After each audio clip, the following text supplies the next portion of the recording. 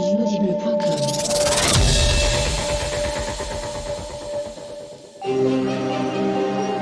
I've seen things you people wouldn't believe. Et nous en arrivons à ce monde du big data où tout doit devenir nombre. Une équipe internationale d'astronomes a découvert une exoplanète potentiellement habitable. There is no planet B. One small step for man, one giant leap for mankind. Vous avez le mal de l'hibernation. Une victoire planétaire, mais la guerre au virus continue. Il y a des gens qui pensent que le post-humanisme, ça doit passer par des manipulations génétiques. Il y en a d'autres qui pensent qu'au contraire, ça doit passer par le cyborg. 6, 5, 4, 3, 2. Could be worse. How? Could be raining.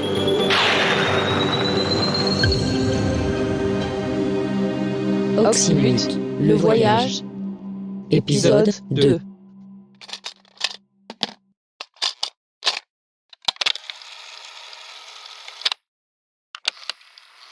Qu'on le veuille ou non, on ne peut plus reculer. Le leadership Margarita et l'ensemble de la flotte ont franchi un cap. Nous avons quitté le système solaire, berceau de l'humanité, pour plonger dans une galaxie nouvelle, dans un univers nouveau. Nouveau ou parallèle, va savoir, j'ai pas vraiment saisi la différence. Quoi qu'il en soit, les derniers humains et les clones créés par les équipes de Kanitoshi sont désormais loin de la Terre, aujourd'hui détruites par la folie des hommes. Où allons-nous arriver ? Sommes-nous encore loin de ce monde nouveau où nous pourrons vivre en sécurité ? Je suis Delta Commander et je vais trouver ce monde.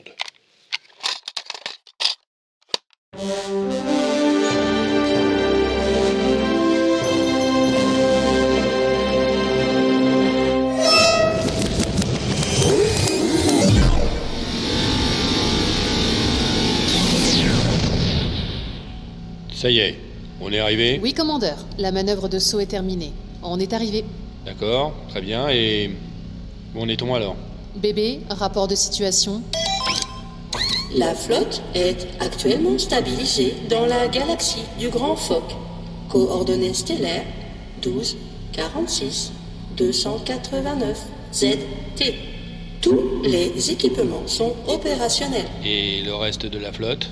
Les 7 autres bâtiments de la flotte spatiale sont également stabilisés et opérationnels, commandeur. Bon, alors j'imagine que tout va bien. Bien joué, lieutenant, merci pour le saut. À vos ordres, commandeur. Chef, mettez les machines au ralenti.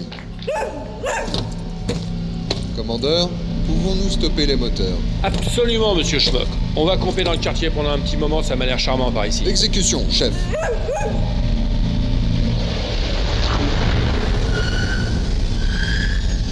Bébé, lance un programme d'analyse du cadran spatial et envoie les résultats sur la console de l'ingénieur O'Quinn. Il va avoir besoin d'informations pour décider de la suite du voyage. Mais à vos ordres, commandeur.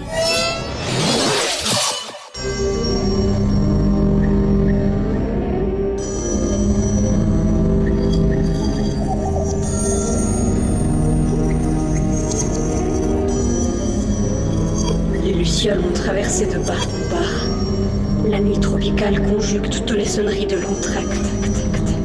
À jamais balancé de vases modern style et de parfums dans le flot de lave. Allons nous cacher, mes amis, au compliment de l'autre siècle.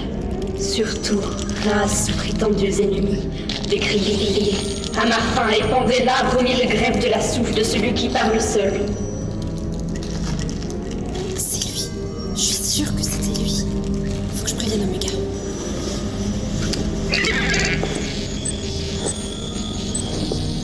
Omega, je l'ai trouvé. Hein ? Qui ça ? Je l'ai trouvé, je te dis. Mais qui ? Le Dev Clone. Qui ? Comment ? Celui qui s'était échappé, qui sentait le javel. 2 fleurs d'oranger. L'eau de fleurs d'oranger. Oui, c'est lui. Il nous a suivis jusqu'ici. Comment c'est possible ça, Simone ? Il est où là ? Ah ben, il est parti. Qu'est-ce que tu crois ? Il m'a pas attendu, hein. Viens me rejoindre, je suis dans la coursive 306, dans l'aile sud. Ok, j'arrive.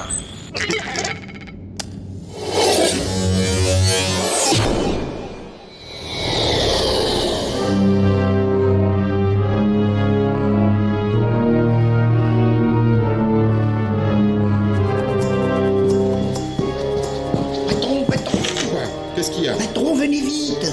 Mais Quoi enfin? Mais venez! Faut absolument que vous veniez à l'atelier principal. Mais pourquoi enfin? Qu'est-ce qu'il y a? Il faut que vous veniez, patron. C'est Arlette. Quoi Arlette? Qu'est-ce qu'elle a, Arlette? Elle a réuni tout le monde. Elle dit qu'il faut qu'on s'arrête de travailler. Oh, ça cripouille. Elle commence vraiment à me courir sur le potiron, celle-là. J'ai assez d'emmerde comme ça en ce moment. Ça fait me mettre le personnel sur le dos. Camarades! On vous exploite, on vous spolie, on vous ment. Ce vaisseau est aux mains du grand capital, vous devez le savoir. On vous dit qu'il n'y a plus de glycospinache, mais c'est faux. La pénurie est provoquée. Le patronat sait pertinemment que le gluco n'est pas seulement notre outil de travail, mais aussi notre nourriture. Et nous privant de matières premières, il nous affame. Oui, c'est vrai. Elle a raison. Bon au patronat. J'en ai marre. On a marre. Et pourquoi ces manœuvres, hein? Pourquoi nous faire croire qu'on manque de glycospinache? C'est vrai ça. Oui, pourquoi?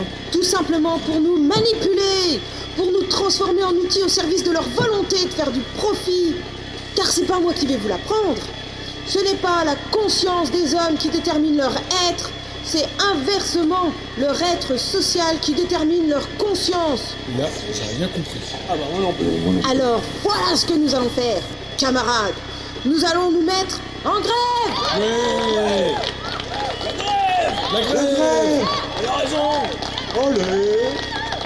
C'est la seule manière de nous faire entendre. Tant que nous n'aurons pas de quoi nous nourrir décemment, aucun produit transformé ne quittera ces chaînes de production.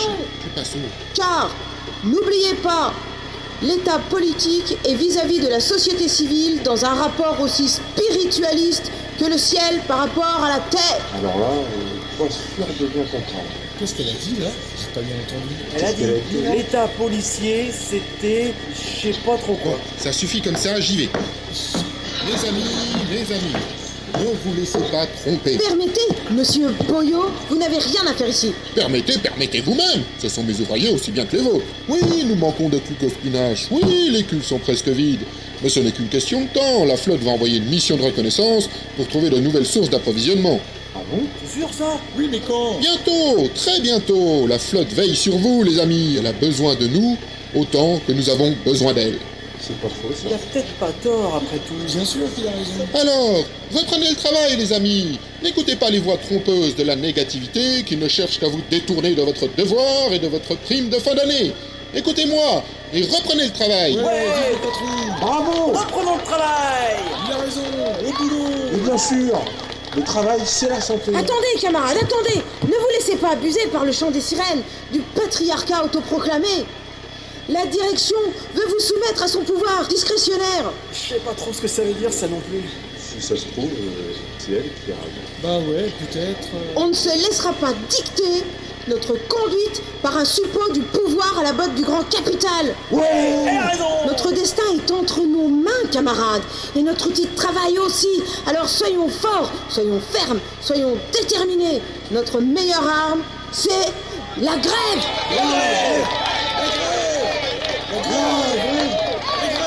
Arrêtons les machines. La grève. On n'est pas dans la merde. These beats are hot. Radio Margarita. Hot. In the mix with the baddest DJ.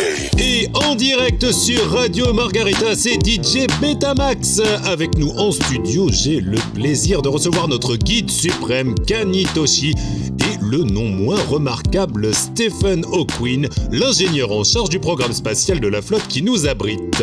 Messieurs, bonjour. Bonjour. Et avant de débattre avec vous des objectifs de la flotte, un mot sur cette grève qui vient d'éclater sur le Genkifune, parmi les ouvriers qui fabriquent l'énergie nécessaire au fonctionnement de nos vaisseaux. Qu'est-ce qui se passe exactement là-bas, Kani-san ? Eh bien, nous attendons actuellement des informations plus précises en provenance du Genkifune.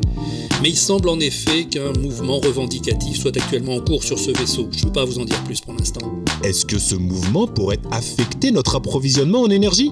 Non, ce serait prématuré de l'affirmer. Comme je vous le disais, nous attendons des informations complémentaires pour évaluer plus précisément la situation. Alors venons-en au sujet de notre entretien, les objectifs de la flotte. Après ce premier saut quantique, ingénieur O'Quinn, où nous trouvons-nous exactement? Selon les calculs de nos spécialistes, nous sommes stabilisés dans la galaxie du Grand Phoque, entre la maille globulaire K213 et le nuage M60, approximativement. Ah, d'accord, Wakarimashita. Et est-ce que c'est là que nous allons trouver la planète d'accueil que nous cherchons? Non, certainement pas. Il faut vous faire à l'idée que le voyage sera long et que nous ferons encore de nombreux sauts quantiques dans des univers parallèles que nous devrons explorer avant éventuellement de pouvoir envisager de nous fixer quelque part, si les conditions s'y prêtent. Wakata. Ingénieur O'Quinn, où en est-on de la recherche de cette planète? Avez-vous déjà des pistes plus ou moins sérieuses ou est-on condamné à voguer au petit bonheur la chance sans savoir dans quelle direction chercher? Vous savez, dans l'univers, aucune direction n'est préférable à une autre. C'est le troisième principe cosmologique. Ah oui, j'ai déjà entendu ça quelque part. Mais je dois vous dire que j'ai pas très bien compris ce que ça signifie. Nous raisonnons ici en termes de distances énormes. Des distances plus grandes que les galaxies elles-mêmes. Oui. L'univers visible, notre univers tel qu'il nous apparaît, de là où nous sommes, n'existe pas réellement. Il n'est qu'une image de ce qu'il a été. Quel que soit l'endroit où nous sommes, l'image que nous en apercevons est déjà dépassée. Il n'y a donc pas un univers unique, mais des univers visibles, selon l'endroit où nous sommes. D'accord. Quand nous voyageons dans l'univers, il n'y a ni haut, ni bas, ni droite, ni gauche, ni dessus, ni dessous. Voilà pourquoi nous préférons procéder par saut quantique entre différents univers parallèles.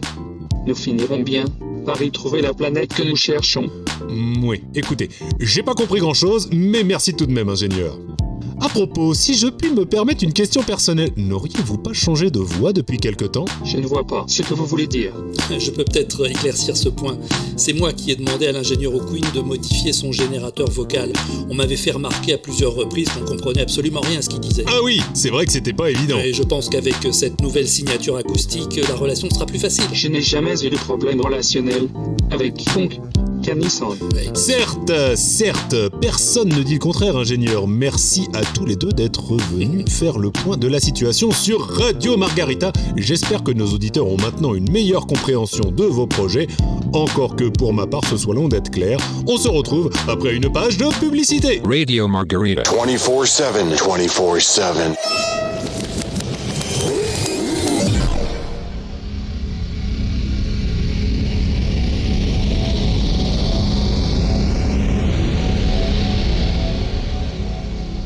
C'est une mission importante que je vous confie, monsieur Schmuck. Parfaitement, commandeur. À vous aussi, enseigne Flux. C'est un honneur, commandeur. Nous ne pourrons pas nous permettre de laisser cette situation dégénérer. Vous allez devoir négocier avec les grévistes, sans pour autant empiéter sur les prérogatives du directeur de l'exploitation. J'ai déjà travaillé avec Hector Boyau, commandeur. C'est un homme raisonnable, il ne verra pas d'obstacle à notre médiation. Je n'en dirai pas autant de cette Arlette Davidson. C'est le nom de notre interlocutrice? Oui, c'est elle qui a pris la tête du mouvement de revendication. Une dure à cuire. Elle ne sera pas facile à convaincre. Nous ferons de notre mieux, commandeur. Je n'en doute pas un seul instant. Bien, je vous laisse embarquer dans votre navette de transfert. On m'attend sur la passerelle. N'hésitez pas à m'appeler quand vous serez sur place. À vos ordres, commandeur.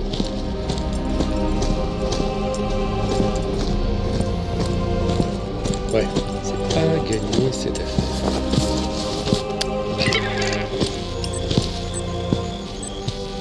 Sergent Buck, rejoignez-moi immédiatement sur la passerelle. J'ai une mission importante à vous confier. Non, ça ne peut pas attendre, sergent. Écoute, non mais, attends, Sergent, je ne me fiche pas mal de vos états d'âme. J'ai une mission pour vous, c'est pour ça que vous êtes payé. Alors vous prenez vos claques et vos clics, et vous vous radignez vite fait sur la passerelle. Vous terminerez cette partie de cartes plus tard.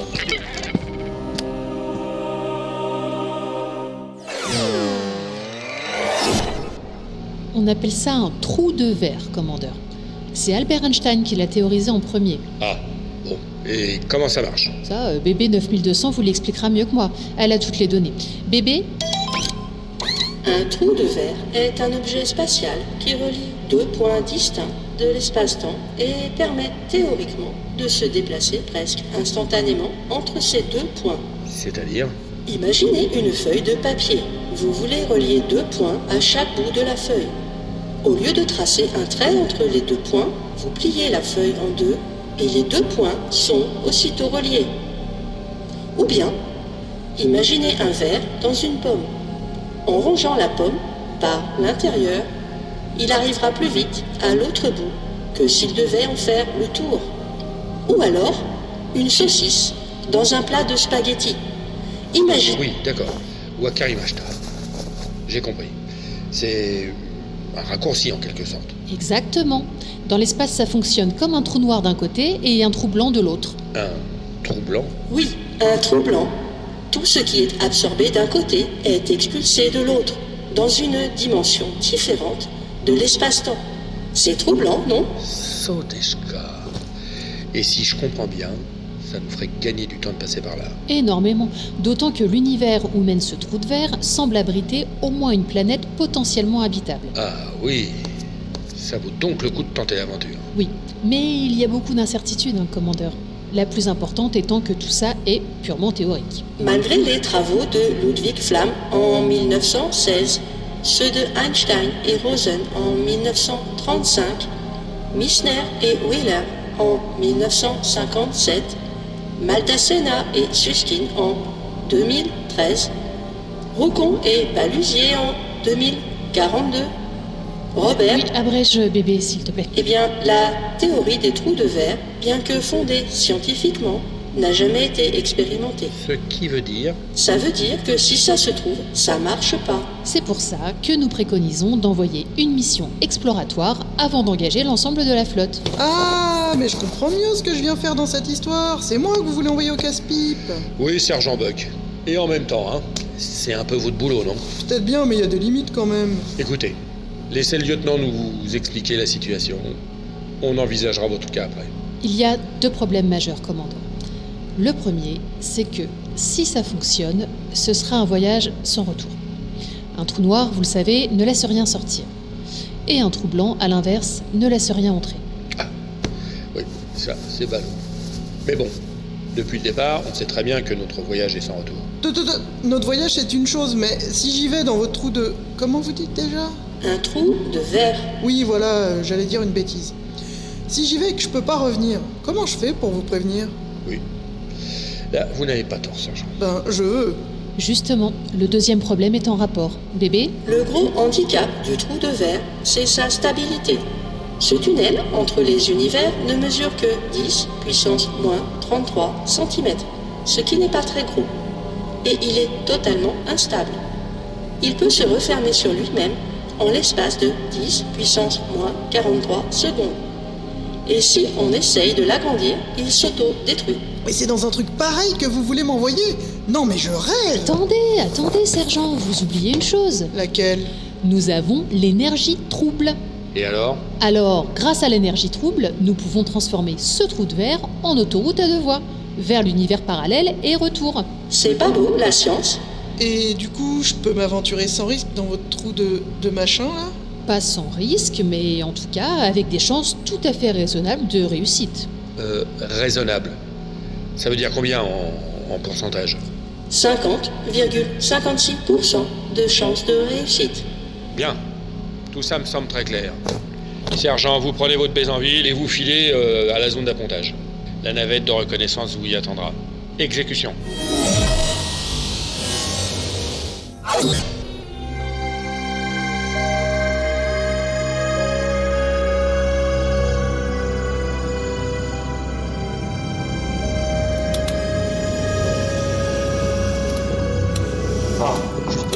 Je vous cherche, superviseur. C'est vous, votre ingéniosité?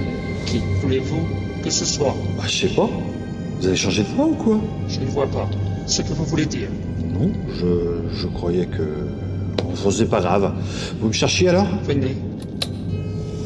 Entrons dans cet espace privé. Ils seront plus tranquilles. Venez par ici, superviseur. Asseyez-vous. Merci, votre ingénierie. Vous pouvez m'appeler Mimile, vous savez. Alors, Mimile, où en êtes-vous? Où j'en suis? Oui. Comment vous sentez-vous ici, dans vos fonctions? Eh ben, vous savez, depuis qu'on est parti, il n'y a plus grand-chose à superviser ici. Ça roule tout seul, le Margarita. Vous manquez de travail. Ah, j'ai pas dit ça, votre ingénieur. J'ai pas dit ça. Du travail, quand on en recherche, on en trouve. Et une petite mission spéciale, ça vous dirait? Avec un petit bonus salarial, évidemment. Ah dans ces conditions, là bien sûr, je dis pas non. Vous savez que je suis toujours à votre disposition. Alors écoutez-moi. Je vous écoute. Vous avez sans doute appris qu'il se passe des choses en ce moment sur le Genkifune. Des choses? Un mouvement de grève a été lancé. Ah bon? Mais pourquoi? Manque de carburant, manque de nourriture, que sais-je. D'accord. Je voudrais que vous alliez superviser tout ça. Superviseur. Comment ça? Les informations de seconde main ne me suffisent pas. J'ai besoin de savoir ce qui se passe de l'intérieur. Et donc, vous voulez que j'y aille à l'intérieur pour vous dire ce qui s'y passe? Exactement. C'est ok, monsieur l'ingénieur. Pas de souci. Parfait. Simplement, je me demande... Quoi? Comment j'explique ce que je fais sur les Gwenki si on me demande? Monsieur Brown, quelle est votre fonction dans la flotte? Moi? Superviseur, votre honneur. Eh bien, si vous êtes superviseur, supervisez. Je peux dire que je supervise pour vous? Vous êtes assez grand pour superviser de votre propre chef, non? Bien sûr, votre ingénieur, bien sûr. Il vaut mieux que tout cela reste entre nous, Mimile. Mais ne craignez rien. Je ne vous laisserai pas tomber.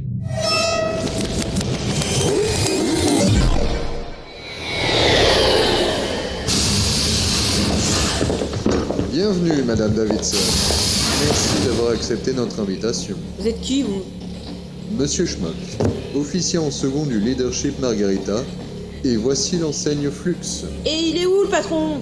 Monsieur Boyau ne participera pas à cette séance préliminaire. On nous a demandé de faire office de médiateur dans le conflit qui vous oppose à la direction.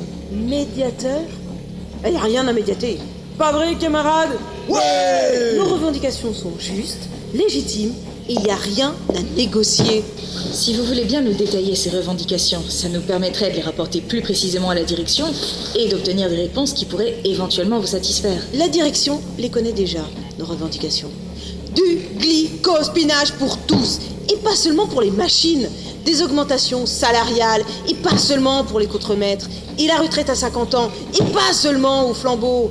Pas vrai, camarades? Ouais! Madame Davidson, si vous voulez bien vous asseoir, nous allons discuter plus précisément de vos... Y a rien à discuter, je vous dis. Vous êtes sourds ou quoi? C'est à prendre ou à laisser. Le peuple des travailleurs ne se laissera pas influencer par les manigances d'un patronat corrompu et omnipotent. Pas vrai, camarades? C'est-à-dire? C'est quoi, omnipotent? Asseyez-vous d'abord, madame, si vous voulez discuter. Vous êtes bouchés ou quoi? Pas question de discuter. Pas avec vous, en tout cas. Vous êtes des valets de l'impérialisme galactique. Une bande de pignoufs. On reviendra quand Hector Boyo sera prêt à nous entendre. Venez les gars, on s'en va. Ouais, allons-nous-en. Rien à faire avec des imposants. Qu'en dites-vous, enseigne Flux? J'en dis qu'en matière de diplomatie, j'ai déjà vu plus efficace, monsieur Schmock.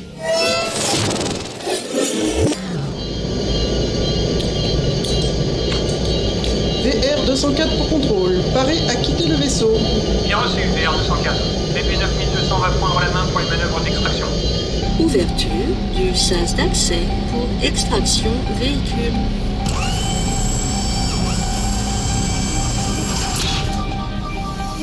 VR-204, attention aux manœuvres de décollage. Bien reçu, bébé. Désarrimage, des fixations.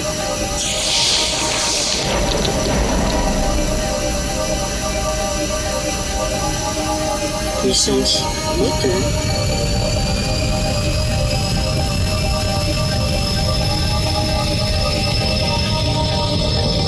Extraction du véhicule.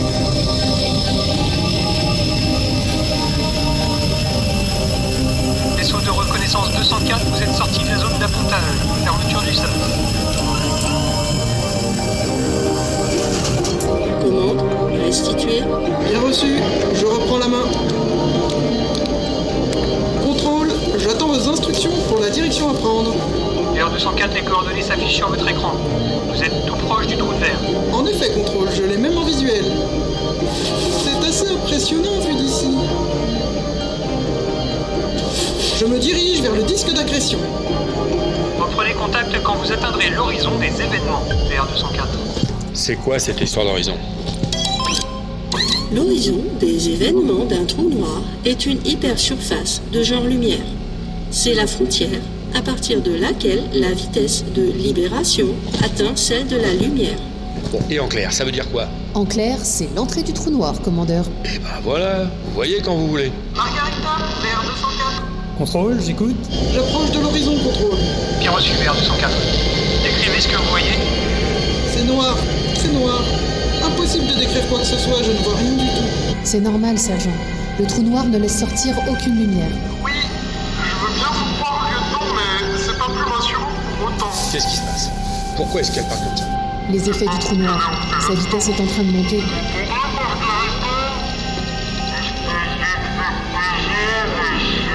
Ne vous inquiétez pas, Audrey. L'énergie trouble va compenser les effets de la gravitation.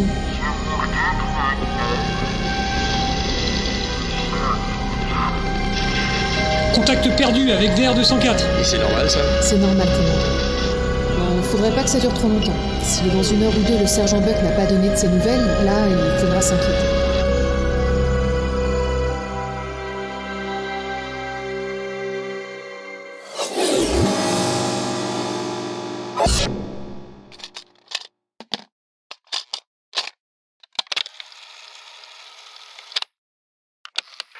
C'est pas très rassurant tout ça. Mais je lui fais confiance. Si quelqu'un est à même de surmonter ses difficultés, c'est bien le sergent Buck. À condition qu'elle picole pas trop en route. Non. Ce qui m'inquiète le plus, c'est cette histoire de grève. La situation m'a l'air bien bloquée, quoi qu'on en dise. Et il s'en faudrait de peu pour que tout ça dérape. Il y a aussi cette histoire de clown évadé là qui commence à me courir sur les haricots. Oméga 3 n'a pas l'air de progresser beaucoup dans son enquête, mais il manquera plus que d'autres clones se détraquent et ça sera le bouquet. On en est vraiment qu'au début du voyage, on n'a vraiment pas besoin de ça,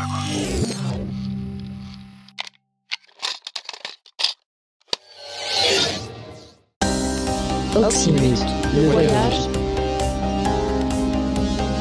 Écrit et réalisé par Walter Fou sur une musique de Phaéton Rouge. Avec Delta Commander, Finn Baker, Constance Vavavoun, Starlet, BB 9200, Mao, Monsieur Schmock, Quam, Inyotoko Alpha, le Dev Clone, Naïd, Simone Piedalu, Herculea, Oméga 3, Kenton, Machin, Danny, Hector Boyo, Mr. Jones, Arlette Davidson, Karine, Les Ouvriers, Grincheux, Nico, Slash, DJ Betamax, Michidar, Kanitoshi, Phaéton Bougre, Stephen O'Quinn, Alain, Audrey Burr, Mogor, Émile Borne, Hervé Quaral, Violette Flux, Anowan, Contrôle, François TJP. à suivre. L'inaudible.com